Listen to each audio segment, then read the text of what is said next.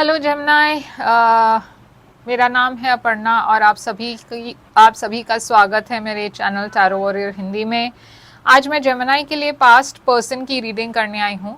तो हम mercury retrograde phase में हैं, यानी कि पहले तारीख से 25 अप्रैल तक मर्क्यूरी रेट्रोगेट चल रहा है, जो जिसका मतलब ये है कि जो प्लैनेट मर्क्यूरी है वो पीछे चल रहा है। मतलब वो उसका जो आगे चलने का जो व्यवहार है वो जो यूजुअली आगे चलता है, मगर इस वक्त वो पीछे बैक ट्रैक कर रहा है। तो इस वजह से कम्युनिकेशन की प्रॉब्लम्स बहुत होगी। और पास्ट के जो लोग हैं वो यूजुअली इस समय वापस आने के चांसेस ज़्यादा होते हैं उनके। और पास्ट का मतलब ये नहीं है कि जिनको आप नहीं चाहते, मतलब जिनके साथ आपकी क्लोजर हुई हो, ऐसे लोग वापस नहीं आते, मगर जिनके साथ आपकी अनफिनिश बिजनेस हो या फिर ठीक से आप दोनों का मतलब वो क्लोजर ना हुआ हो एक रिलेशनशिप में, तो ऐसे लोग यूजुअली बार बार फिर से रिटर्न होकर आते हैं, ताकि आपको एक मौका मिले उस रिलेशनशिप को एनालाइज करने के लिए। और तो चलिए हम आपके लिए भी देखेंगे पास्ट पर्सन की रीडिंग। हम देखेंगे ये पर्सन की करंट सिचुएशन क्या है और क्या आप दोनों का रिकंसिलिएशन होने का चांसेस है या नहीं। तो चलिए जमुनाई, ये एक जनरल रीडिंग है, याद रखिएगा। तो शायद सभी मैसेजेस सभी के साथ रेजोनेट नहीं होंगे।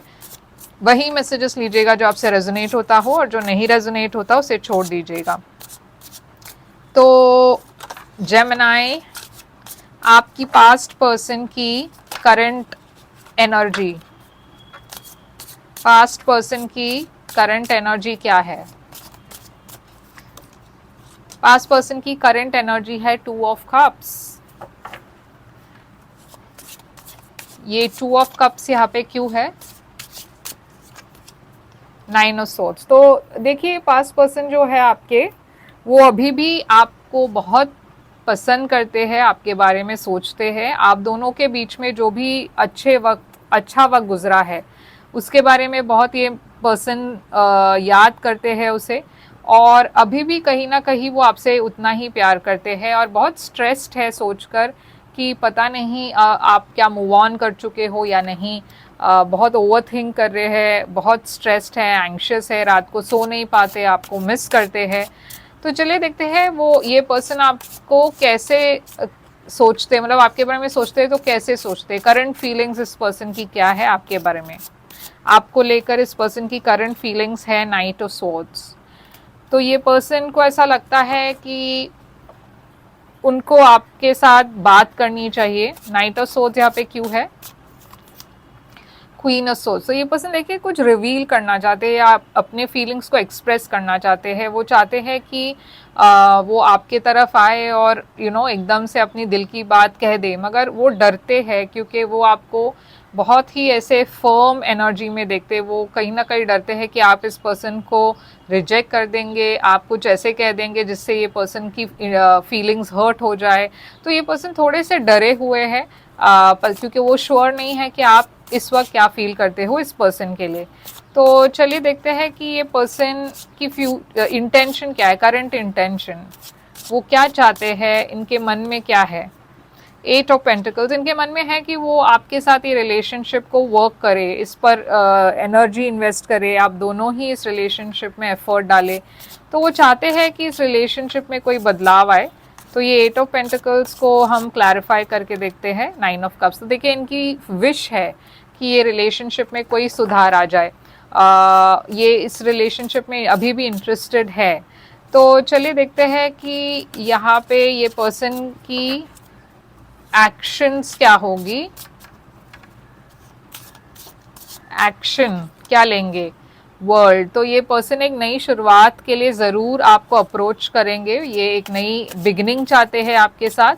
वर्ल्ड और क्वीन ऑफ वॉन्ड्स भी है यहाँ पे, तो एक्शन भी लेंगे, बहुत पैशनेट है आपके बारे में, बहुत कॉन्फिडेंटली आना चाहते हैं। तो वो वेट करेंगे जब तक वो पूरी तरीके से श्योर ना हो, वो कॉन्फिडेंस उनका नहीं बिल्डअप होता, वो वेट करेंगे। मगर जैसे ही वो श्योर हो वो आपके तरफ आएंगे एक ऑफर लेकर। ट्रैवल भी कर सकते, शायद ये पर्सन अगर दूर रहते हैं तो उनको ट्रैवल करना पड़ेगा आपके तरफ, और वो करेंगे।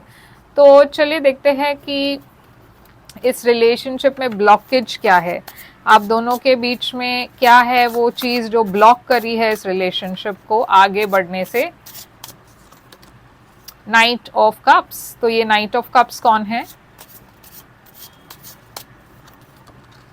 हायरोफांट। आप में से कोई एक पर्सन शादीशुदा है शायद, या फिर एक रिलेशनशिप में, एक लॉन्ग टर्म रिलेशनशिप में है, जिसके वजह से ये रिलेशनशिप आगे नहीं बढ़ रही है। मैं एक और कार्ड लेना चाहती हूँ, डेविल। तो देखिए यहाँ पे कोई है, या तो इनके फैमिली में कोई है, या फिर आपकी शादी हो चुकी है, या आपकी पर्सन की शादी हो चुकी है, और वो बहुत ही एक टॉक्सिक पर्सन है, एक टॉक्सिक रिलेशनशिप है। और ये ही है, ये सबसे बड़ी ब्लॉकेज है इस रिलेशनशिप में, क्योंकि यहाँ पे एक थर्ड पार्टी सिचुएशन है। या तो आप शादीशुदा हो, या फिर ये पर्सन शादीशुदा है, या तो फिर आप एक लॉन्ग टर्म रिलेशनशिप में हो, या किसी और को डेट कर रहे हो, या फिर ये पर्सन किसी और के साथ रिलेशनशिप में है, मगर वो उस रिलेशनशिप में खुश नहीं है।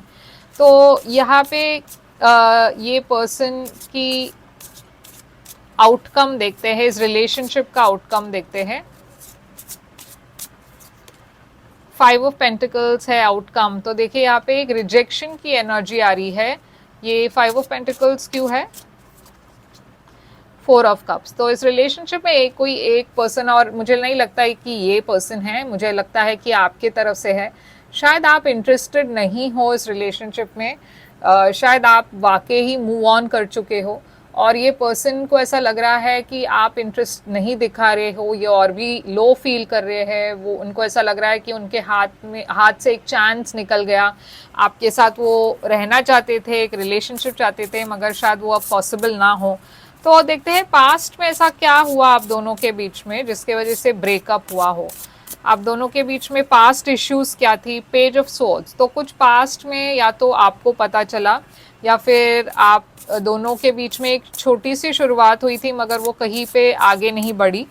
ऐसा नहीं है तो शायद यहाँ पे एक इंफॉर्मेशन आपको मिली, जिसके वजह से आप दोनों के बीच में ये रिलेशनशिप जो है वो आगे नहीं बढ़ पाया। ये किंग ऑफ,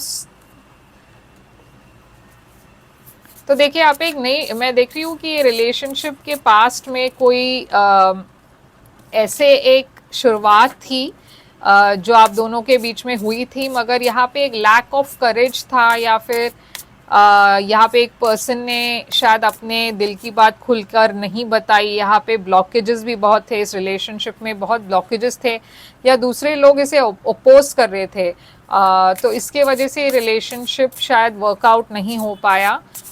ये 7 ऑफ वॉन्ड्स क्या है?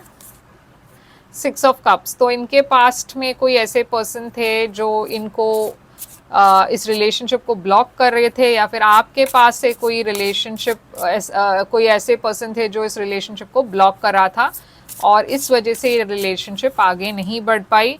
किंग ऑफ स्वॉर्ड्स है यहाँ पे फ्यूचर में। तो फ्यूचर में भी मैं देख रही हूँ ये रिलेशनशिप थोड़ा सा एक डिटैच्ड वाली एनर्जी दिख रही है। तो जैसे मैंने कहा, शायद आप इस रिलेशनशिप में उतना इंटरेस्टेड नहीं हो अब। एक बहुत ही डिटैच्ड एनर्जी है, और एक एंडिंग की एनर्जी भी है, टावर। तो अगर ये पर्सन ने आपको शायद अप्रोच भी किया, तो शायद आप थोड़ा सा डिस्टेंस रखेंगे, या फिर इस पर्सन को सुना देंगे, कह देंगे कि ये अब रिलेशनशिप पॉसिबल नहीं है। एक लैक ऑफ अपॉर्चुनिटी या एक मिस्ड अपॉर्चुनिटी लग रही है यहाँ पे जेमिनी। तो जेमिनी यही है आपके लिए रीडिंग। आई होप ये रेजोनेट करे, आपसे करे तो लाइक शेयर सब्सक्राइब ज़रूर कीजिएगा। अगर आप एक प्राइवेट रीडिंग बुक करना चाहो तो कर सकते हो। प्राइवेट रीडिंग पेड रीडिंग्स होती है, मगर वो खासकर आपके सिचुएशन पर होता है, तो ज़्यादा रेजोनेट करेगा आपसे।